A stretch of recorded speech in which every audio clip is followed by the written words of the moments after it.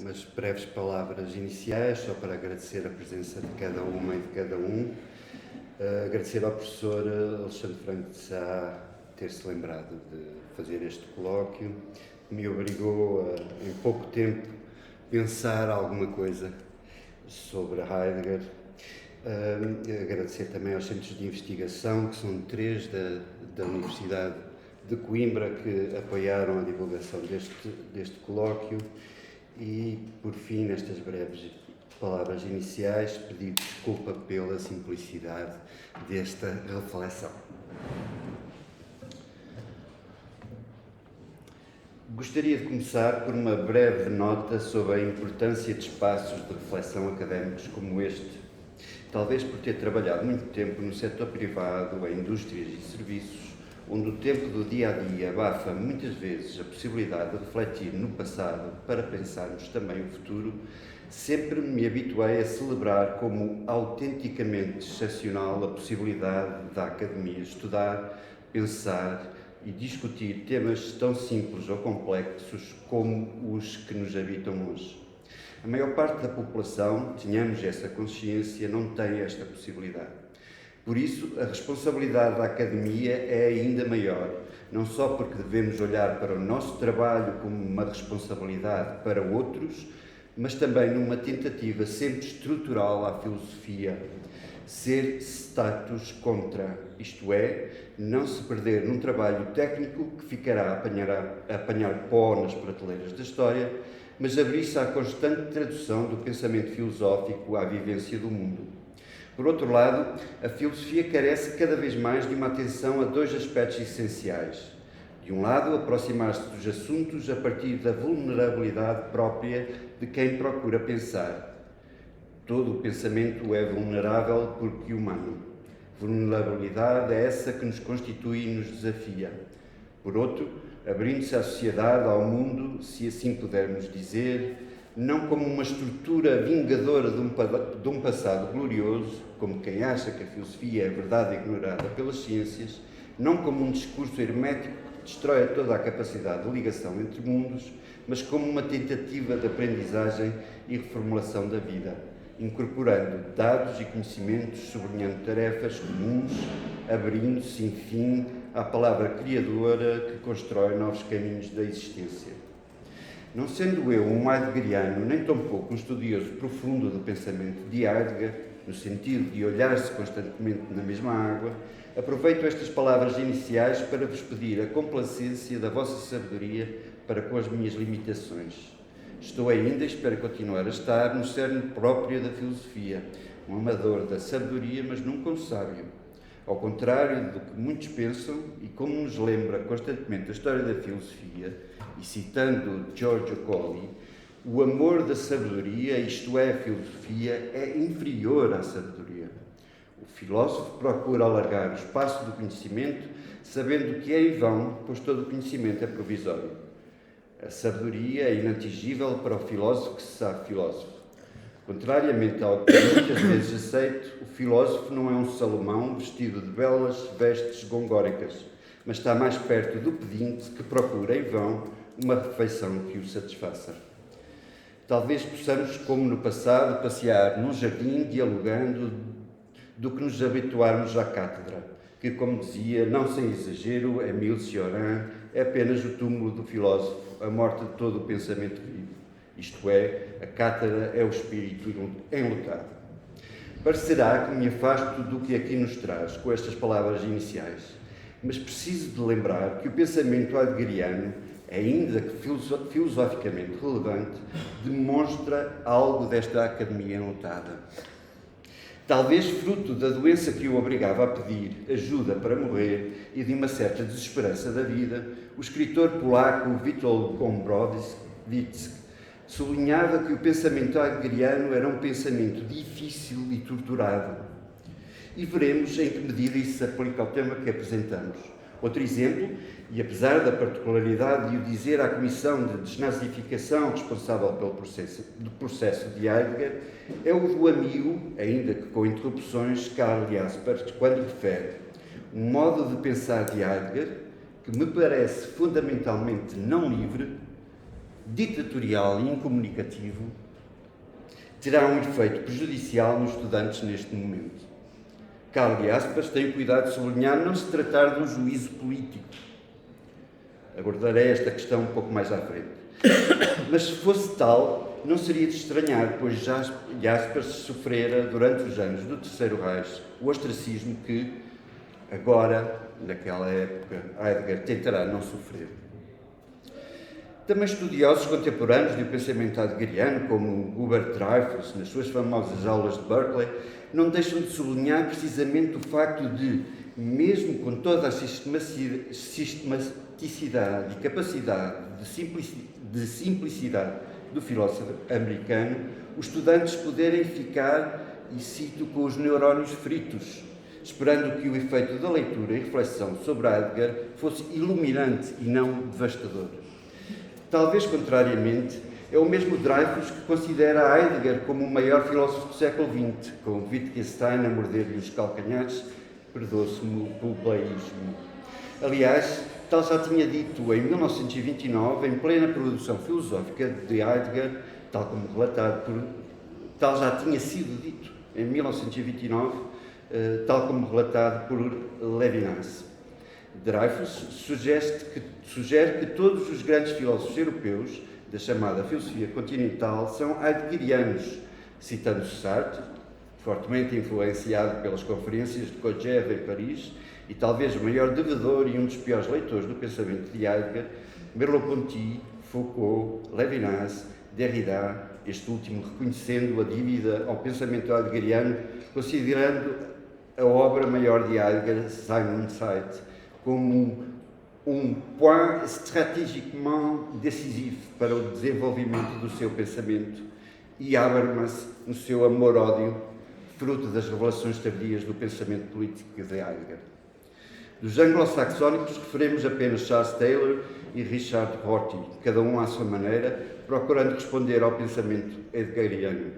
Mais contemporaneamente poderíamos acrescentar Zizek, que se disse ele próprio ter sido um heideggeriano, e Byung-Chul Han, hoje estão em voga, tendo este apresentado uma tese na Universidade de Freiburg sobre Heidegger e publicou já várias obras sobre o filósofo alemão, como por exemplo Heidegger's Herz, isto é, o coração de Heidegger. Seria fácil, mas não menos polémico, tratar o assunto que aqui vos quero delinear pegando nas posições políticas do filósofo face ao nacional-socialismo. Ao contrário de Miguel Batista Pereira, que descarta o problema indicando que o nacional-socialismo de 1933 não tinha ainda o sinal de iniquidade que posteriormente viria a ter, lembremos que 33 é o ano em que Heidegger é nomeado reitor da Universidade de Freiburg, se quisermos continuar com a metáfora aprofundando o túmulo da cátedra, mas também o ano em que adere ao partido nazi, embora se desfilie no ano seguinte. Apesar da reiterada vergonha que Heidegger diz sentir nos anos seguintes, na verdade o pensamento hitleriano estava já consolidado desde, e estamos a ser benevolentes, a edição de Mein Kampf em 1925. Não eram conhecidos então, quando Batista Pereira escrevia, os agora famosos Schwarzhefte, cadernos pretos, ou considerações, onde frases como, e passo a citar, o judaísmo mundial, incitado pelos imigrantes autorizados a sair da Alemanha, não pode ser mantido em nenhum lugar e, com todo o seu poder desenvolvido, não precisa de participar em nenhum lugar nas atividades de guerra, enquanto que tudo o que nos resta, a eles, alemães, é o sacrifício do melhor sangue dos melhores do nosso próprio povo. Esta citação parece dar uma nova luz à vergonha que Heidegger diz sentir na década de 50.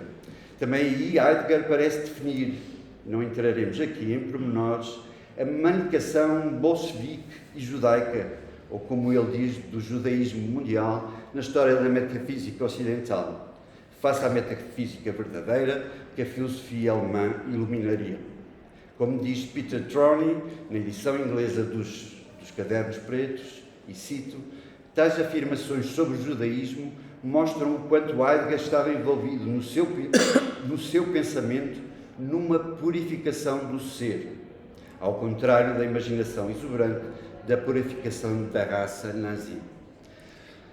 A leitura destas afirmações, seja da purificação do ser, que Heidegger liga ao desenvolvimento da tecnologia, isto é, passo a citar, à mais alta consumação da tecnologia que levaria ao desaparecimento da humanidade, ou como ele refere ainda, a própria Terra a explodir e a humanidade atual a desaparecer, seja das maquinações judaico-bolcheviques, parecem ser enquadradas não num pensamento político, mas na própria história do ser.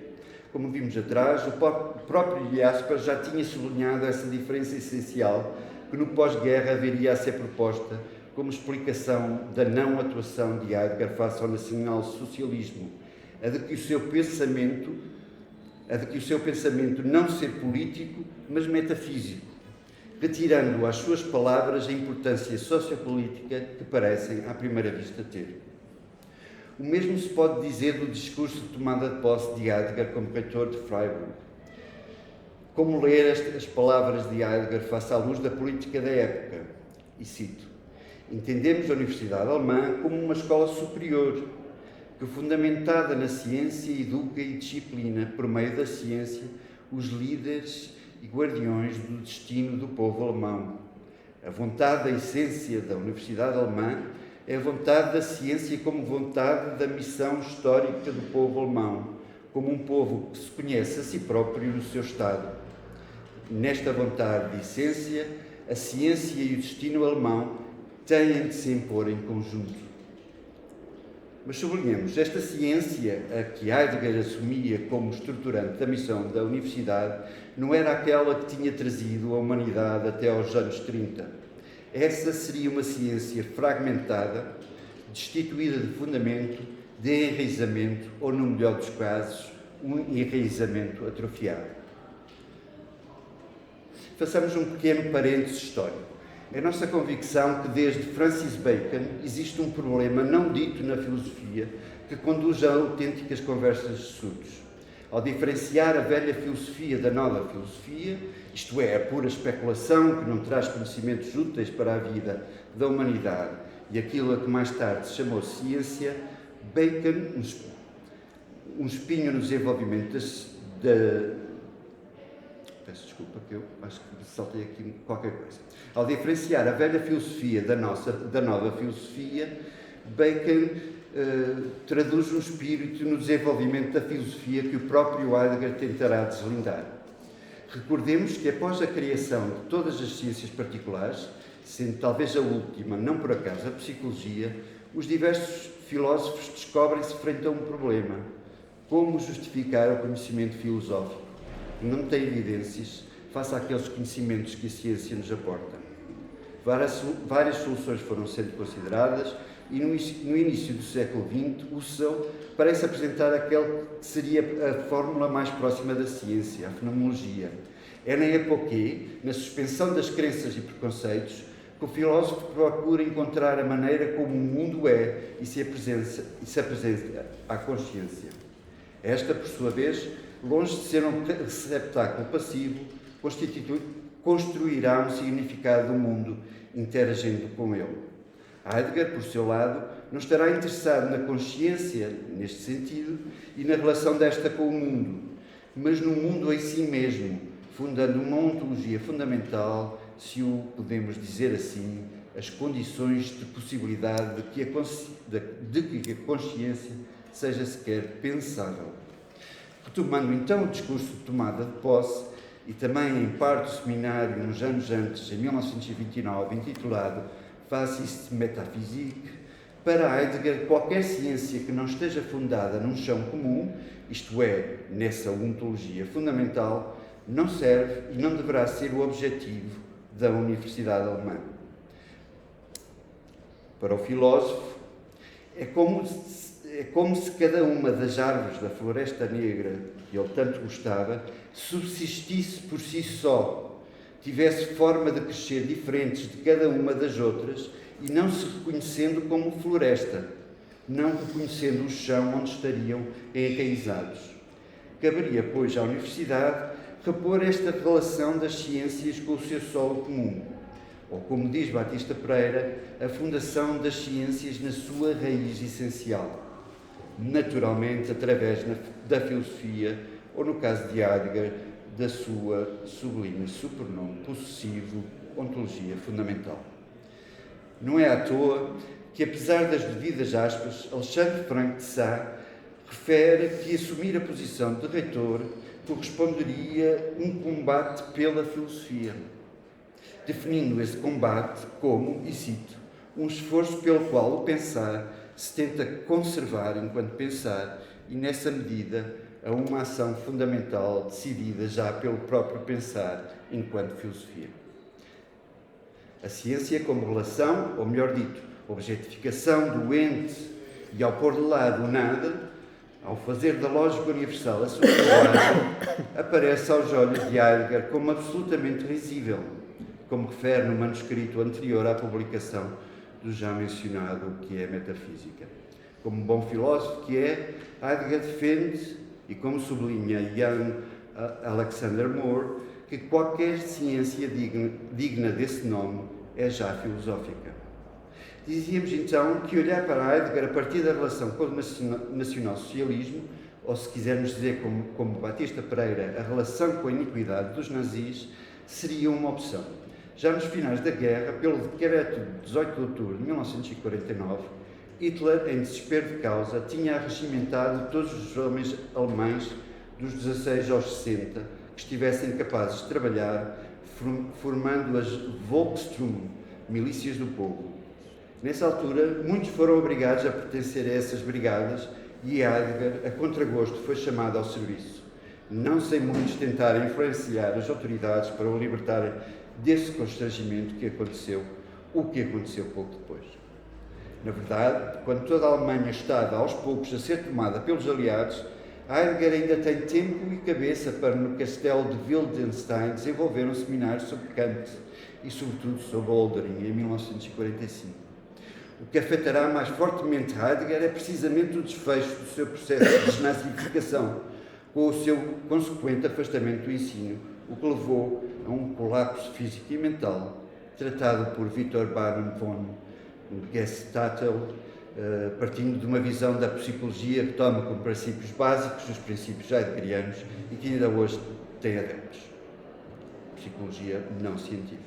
Será, e aspas, talvez, não contraditoriamente, aquele que mais se baterá pelo restabelecimento de Heidegger no ensino, voltando este aos seminários em 1951. Se referimos estes factos, tal se deve à absoluta crença de que toda a hermenêutica, e com maior razão de ser a hermenêutica filosófica, implica uma contabilidade, ou na fórmula de Schussler-Fiorenza, uma ethics of accountability. Como já escrevemos, recordar a responsabilidade é a possibilidade de conhecer a pessoa responsável e de lhe pedir explicações. Uma interpretação torna-se responsável não só pelos modelos teóricos de interpretação, mas também pelas consequências éticas dessa interpretação. E tal método aplicaria-se quer a Heidegger, quer a nós mesmos e à escolha do silêncio. Ora, não seguindo este caminho e sabendo que o mal não foi um problema para o pensamento heideggeriano, nem antes nem depois da guerra, que aberturas para pensar o mal podemos encontrar em Heidegger? Deixaremos apenas delineadas as questões sem qualquer tentativa de sermos exaustivos. Comecemos precisamente por procurar a razão pela qual o mal não é um problema para Heidegger. Para isso, ele próprio remete-nos para a teoria da filosofia antiga e medieval, a privatio boni. Deixando de lado a questão de nem só de privatio se ter feito a filosofia antiga e, sobretudo, medieval, relembremos sumariamente. Para Platão, o mal não é uma questão nem do destino, nem uma criação divina, ou em si mesmo uma essência supranatural. Assim, ao contrário de algumas heranças cristãs e gnósticas, em que o mal aparece revestido de uma estrutura positiva, isto é, uma força que influi no mundo com uma teleologia própria, para Platão é apenas uma imperfeição, uma falta, uma ignorância, uma ausência de bem. Ora, cada um destes aspectos podem ser considerados detalhes do próprio mal, A imperfeição é uma questão metafísica, sem beliscar a criação de Deus, pois dele só surgiu o bem e todas as coisas boas.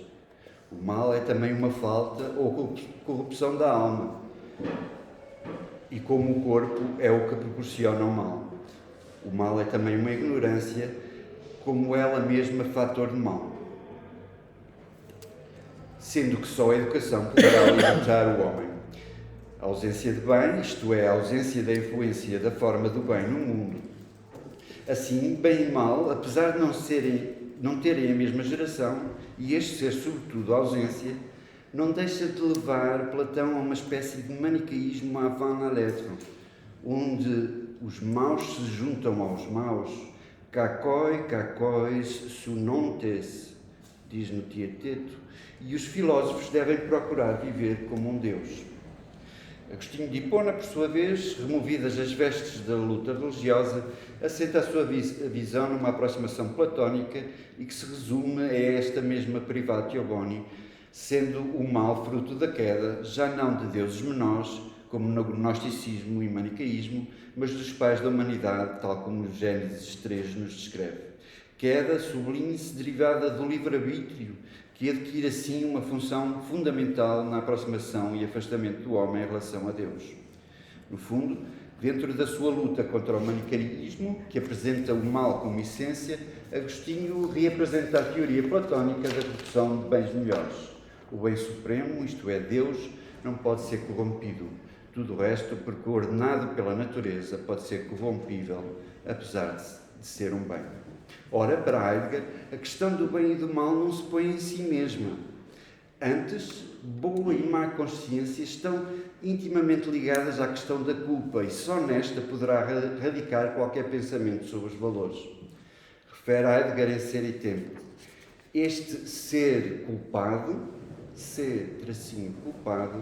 essencial, é equiprimordialmente a condição existencial para a possibilidade do moralmente bem e do moralmente mal, isto é, para a moralidade em geral e para as formas possíveis que esta pode assumir faticamente. Assim, Heidegger inverte o caminho para responder à questão. Não se trata de procurar a ideia de mal ou da falta de bem, antes é necessário perguntar pela condição de possibilidade de mal ou bem, como valores, como são possíveis. Essa condição é a culpa existencial do Dasein, como um momento constitutivo de sermos como somos. Note-se que esta culpa existencial é, nas palavras de Heidegger, mais primordial do que qualquer conhecimento sobre ela. É só no momento operativo da estrutura interpretativa que se constitui experiência que o bem e o mal se impõem à consciência. Assim como refere Eric Shellstrom, como tal, nunca descreverá o fenómeno em si, o fenómeno do mal, apenas o fenómeno visto através da estrutura interpretativa particular que lhe é imposta pelos pressupostos das descrições de cada um. Por isso, cada um sente-se culpado, não só pelo mal que cometeu, mas também por aquele que acredita ter cometido. Sublinha-se aqui a importância da interpretação e dos diferentes modos de interpretar. Dirá Heidegger, num exemplo, o pecado como e passo a citar, o mal interpretado de uma forma cristã. Também é preciso relembrar o apelo ao cuidado como parte central do pensamento heideggeriano.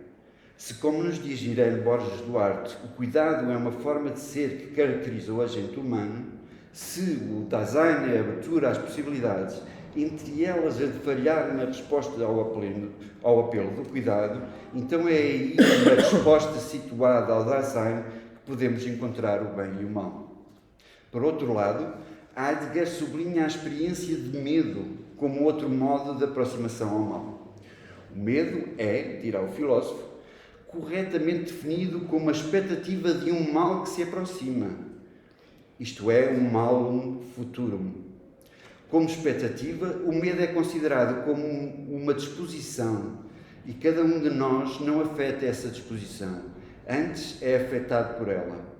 Regressando a Shellstrom, O medo de um mal define e afeta a forma como se interpreta o mundo, tal como o encontramos no estado de medo. O medo tem origem nos seres do mundo. Em contrapartida, a ansiedade é originada do Dasein, face ao ser para a morte que somos. A ansiedade é a nossa existência na sua contingência, apresentando-se à consciência. Ao contrário do medo, que recorre aos seres do mundo com que nos preocupamos, a ansiedade existe como vibração do ser. Assim, e estou quase a acabar, o mal não nos aparece nestas duas aproximações como ele é, mas sim como é experienciado. De um lado, na culpa, reconhecemos o mal que cometemos. Do outro, no medo, antecipamos o mal resultado dos seres do mundo. É no verão de 1936, num seminário sobre o ensaio de Schelling, intitulado Investigações Filosóficas sobre a Essência da Liberdade Humana, a que singularmente Heidegger chama de metafísica do mal, que o filósofo volta ao tema, confrontando-se com o texto de Schelling. A liberdade do homem, diz-nos Heidegger, é a capacidade de fazer o bem e o mal. A liberdade é a liberdade para o bem e para o mal. Estava a lembrar-me que a liberdade para o fundamento, e ele aqui refere que a liberdade é a liberdade para o bem e para o mal, e como o fundamento pode estar aqui imiscuído, como estava a dizer há bocado o Lucas. Sendo uma possibilidade da nossa liberdade, o mal é, então, citando, uma forma de o homem ser livre, isto é, ser tracinho livre. Para Heidegger, Schelling condiciona a possibilidade do mal em dois princípios. O primeiro, na separação do ser do homem do ser de Deus, sendo este o chão onde o ser do homem se enraiza, utilizando a linguagem heideggeriana. O mal seria, neste caso, a separação de uma unidade residual que existe entre chão, o ser de Deus, e o ser do homem, subvertendo o próprio ser, isto é, subvertendo Deus como chão do ser do homem. O segundo princípio é o da vontade própria. Como nos diz Heidegger, a vontade própria pode elevar-se acima de tudo e só quer determinar a unidade dos princípios em função de si mesma. Esta capacidade é a faculdade do mal. A possibilidade interior do mal é a questão da possibilidade interior do ser humano. Fim de citação. Ao elevar-se acima dos outros seres, tornando-os para si mesmo, o homem demonstra a capacidade para o mal, uma performance de uma forma metafísica de violência, como nos diz Shellstrom. É por não terem esta vontade própria que os animais, por exemplo, não podem ser maus, pois não transcendem a sua própria natureza como só os homens podem. Podemos ver aqui já a formar-se aquilo que Levinas posteriormente desenvolverá, a análise do mal como excesso de repressão da ordem das coisas, uma, citando, irredutível perturbação. Seria agora o momento, respeitando o Denkweg de Heidegger, de nos abrirmos à questão ao pôr em questão. Mas tal tarefa, para já, fica do vosso lado. Muito obrigado.